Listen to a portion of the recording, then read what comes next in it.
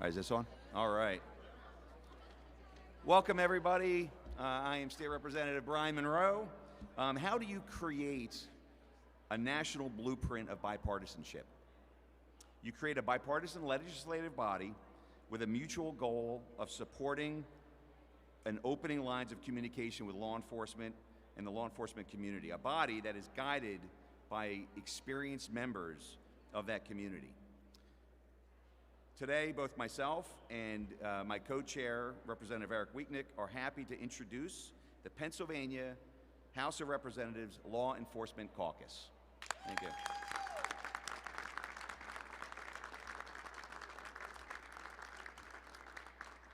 So this caucus has been made up of over 40 bipartisan members of the House of Representatives, but the advisory board is going to be the guiding light. So they are made up of police chiefs, police officers, representatives from the Fraternal Order of Police, the Pennsylvania State Troopers, 911 communicators, corrections, sheriffs, MOPEC, which is the Training Commission, Housing Authority, and these are active and retired members. But you know, this legislative process, when I first got elected here almost 3 years ago now, you know, look, this body's over 200 years old. Politics is a messy process. And one of the first things that I noticed when I first got here was bills, especially that bills that were very well-intentioned for law enforcement, would come to the floor and sometimes, you know, wasn't appropriately communicated to these members that you see behind me. So, you know, I recognized then that we could do better. Got to learn. I had to learn personally from my first term, the first 2 years, but after that, I just got with Representative Weaknect, and then we said to ourselves, we can do better. So how do we communicate with these guys and make sure that they have a conduit to communicate back with us? Upon Representative Joswiak, his retirement, like I said, I knew that these men and women in uniform deserve this better process. So that's why, like I said, we teamed up to create this law enforcement caucus. I want to thank Speaker Joanna McClinton, Leaders Bradford and Topper for their support. I also want to thank, again, my co-chair, Rep. Weaknect, and our deputy chairs, Representatives Doherty and Rigby. Most importantly, I want to thank this advisory board members. These members are volunteering their time to create a better environment for their fellow members.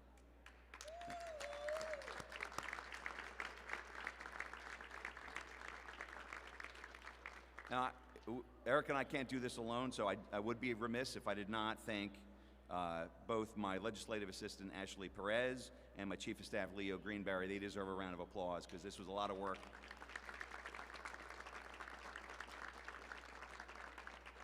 So with that, I would like to turn it over to my co-chair, Representative Weaknect.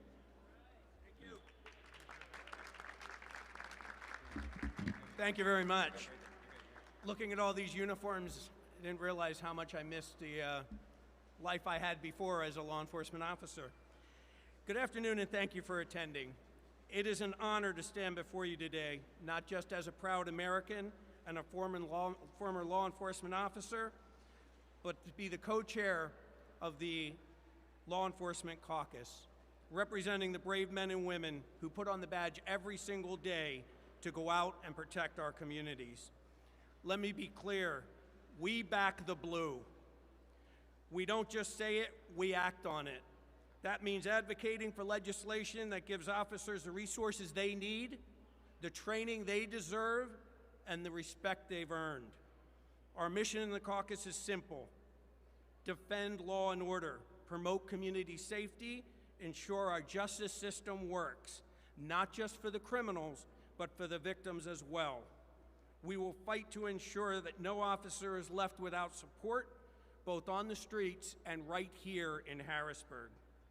To our law enforcement professionals, we see you, we respect you, and we value your input. We want and need your voices in the room when we discuss legislation. We want to hear what helps you do your jobs, and especially we need to know what would hinder you in performing your jobs of protecting our communities. I'd also like to take a moment to thank my co-chair, Chairman Monroe, for the incredible work that he did to get this caucus off the ground up and running, and also to Republican leader Jesse Topper for basically trusting me as a freshman to take on this role. That's right. Let's remember, public safety isn't partisan. It's a moral one. And as long as I have the privilege to serve, I will never stop fighting for the people who risk their lives every single day to protect us. Thank you, and may God bless our law enforcement officers, and may God bless the United States of America.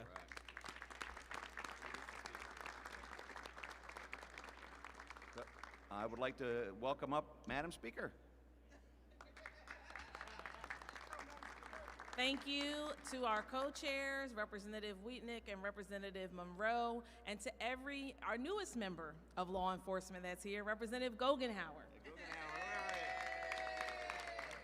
While the Law Enforcement Caucus includes all types, including attorneys, we actually have retired members of law enforcement who were first responders for so much of their lives, who ran toward danger when the rest of us, and I mean the rest of us, are going the opposite way. When we think about the process of crafting law and crafting good policy to help us in a time of so much distress, so much uncertainty, and lots of events that we could not have predicted that are occurring in rural, urban, and suburban communities. We need this law enforcement caucus. We need this good bipartisanship work, and we also need to make sure that we are protecting our communities. Many times when I'm not here in Harrisburg, you can find me in the 12th District, that's Southwest Philly, of the police department, or Yeadon or Darby, helping our constituency, making sure that they have all the tools, especially in smaller municipalities where they have crime just like we do where I live in the city, and because they're a smaller municipality,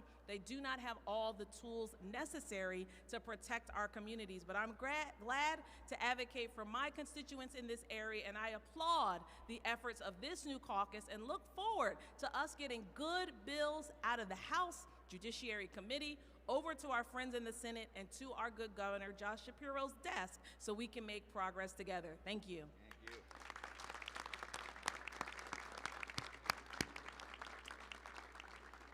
Thank you, Madam Speaker. Now I'd like to turn it over to Majority Leader Matt Bradford.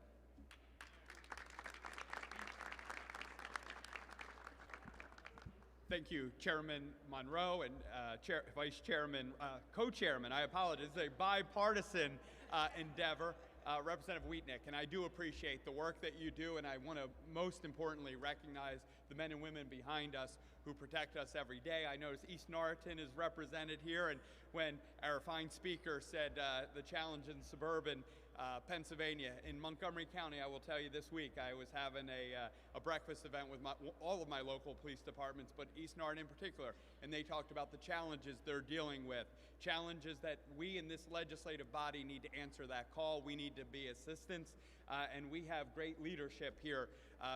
Law enforcement members who have served their communities, Representative Monroe, Representative Guggenhauer, who is new to our caucus, and we welcome not just to our caucus and our body, but to this bipartisan effort here today. This is a move in the right direction about showing that there can be true trust building between communities and law enforcement, that trust is what is at the heart of making communities truly safe. People need to feel safe and know they are safe and know that law enforcement is on their side and with them. And this effort today, in a bipartisan way, and I'm glad that Leader Topper is with us today, recognizes the important job that law enforcement does for us, the fact that respect for law enforcement is at the heart of the why we have the rule of law that is so important today more than ever. I want to thank again Representative Monroe and Representative Weaknect.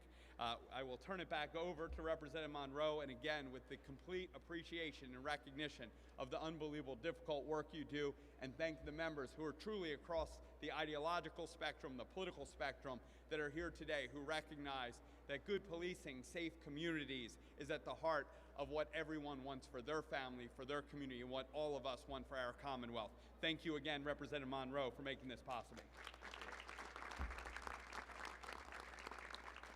Thank you, Leader Bradford, and I'm happy to call up Leader Topper. Thank you so much. I'll echo my thanks to Representative Monroe and Representative Weaknect. And it's new members now. Gary Day doesn't want freshmen. You know, he's coming back, so we're new members. But in all seriousness, truly appreciate the work that you're doing. And to our law enforcement across Pennsylvania, I simply say thank you. Thank you for what you do each and every day. Thank you for what you do under increasingly difficult circumstances.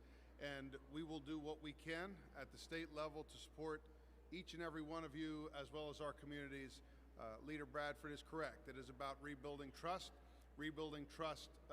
in our communities with law enforcement and the communities, and also building trust with one another, that there are some issues that it's not blue and red. There are some issues that are simply moral obligations, and providing the safety and security to our citizens is one of the core functions of government. So thank you very much for what you do. Thank you, Leader.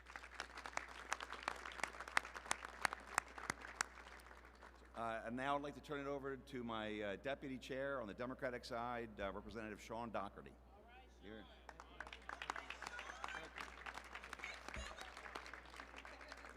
Thank you, Chairman. I'd like to thank you, Co-Chair Weaknect. You know, this is a really great opportunity. I'm honored and privileged to be able to serve on this caucus, because these are the men and women that protect and serve. I'm also from Philadelphia, so I'm biased. So I have to shout out the best FOP lodge in the Commonwealth of Pennsylvania, FOP Lodge 5, and President Roosevelt Poplar and Team Poplar. Thank you for what you do for our Philadelphia police officers. But to all of our brave men and women in this Commonwealth that serve on law enforcement, I want you to know this. You always have our back. And now we want you to know that up here in Harrisburg, we have yours. Thank you.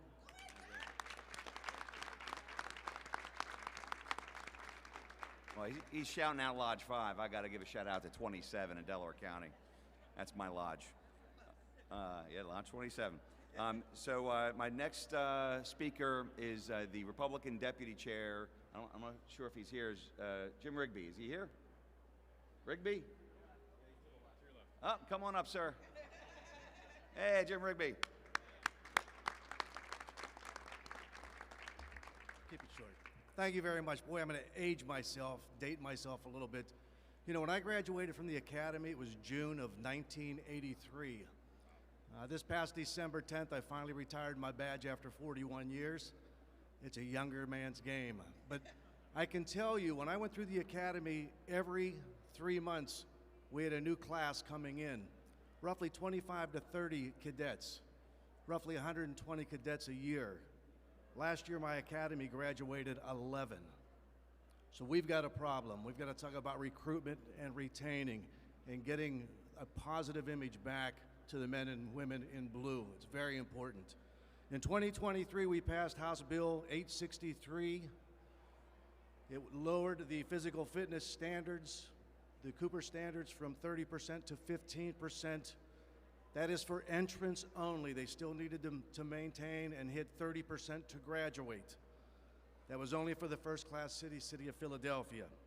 Philadelphia provided these statistics on the physical agility results for 2024. 2,656 applicants attended. 750 applicants, 28%, passed what was the required 30%. Another 588 passed the 15% standard we lowered. 1,318 didn't make it. As a result, according to the Philadelphia Police Department Recruit Training Unit, since the change to 15% Cooper standard, they've had 3 classes complete their trainings, a total of 98 cadets. 38 of those cadets would not have graduated had we not lowered that standard.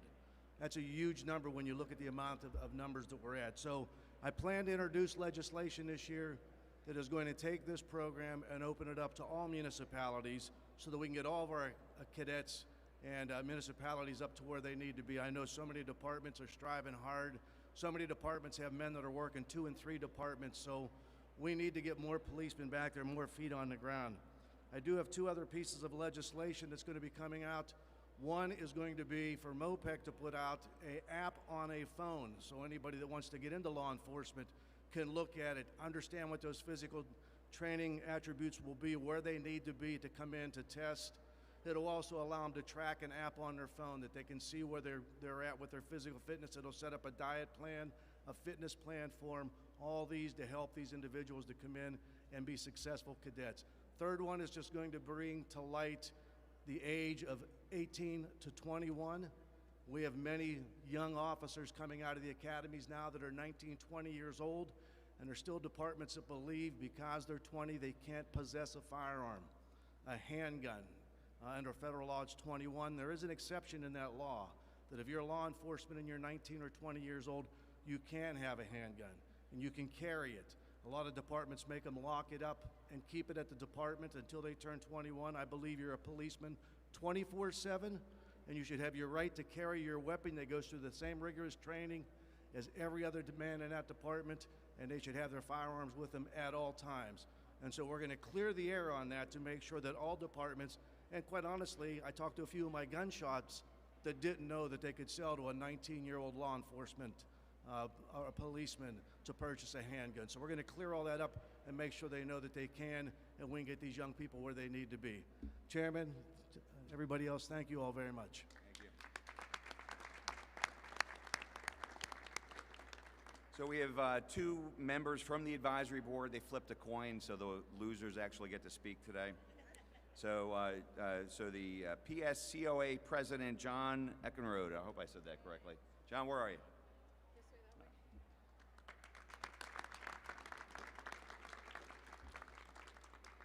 Thank you.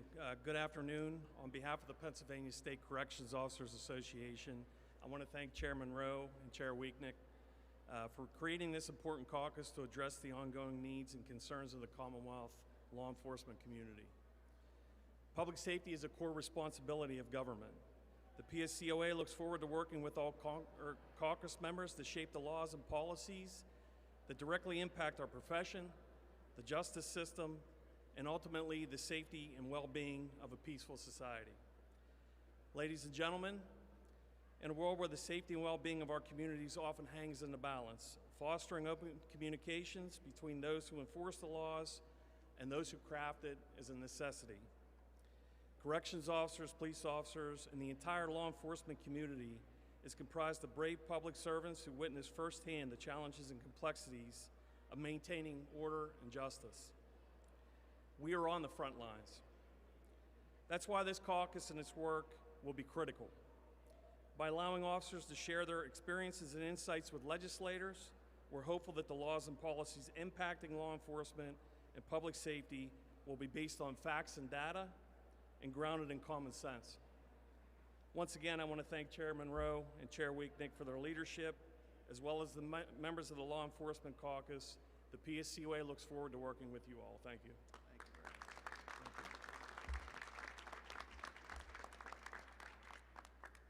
So now I would like to call up a representative from the State Fraternal Order Police Lodge, Larry Garrity. Good afternoon, everyone. Thank you for being here. My name is Larry Garrity, and I have the privilege of representing the over 40,000 members of the Fraternal Order of Police. We are the Pennsylvania State Lodge.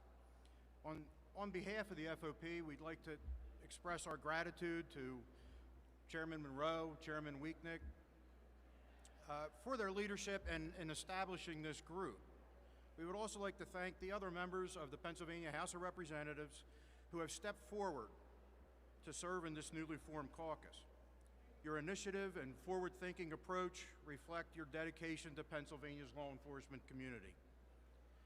But by inviting the stakeholders to participate in the conversation, the Pennsylvania House of Representatives, the Law Enforcement Caucus, creates a vehicle for open communication. This will serve as an opportunity to better understand the different perspectives that Republicans and Democrats, members of the House, and stakeholders all have on law enforcement.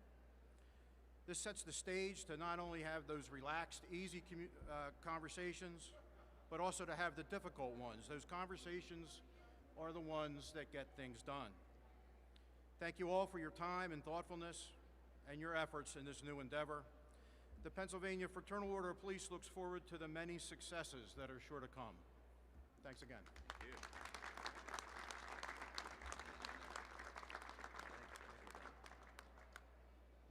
Okay, everybody, so that concludes our speaking portion of it. Are there any questions from any members of the press? No members of the press? So no questions. So, all right, well, thank you very much. That concludes our press conference, everybody. Thank you. So, and members, B31, oh, they cut it off. B31 for lunch.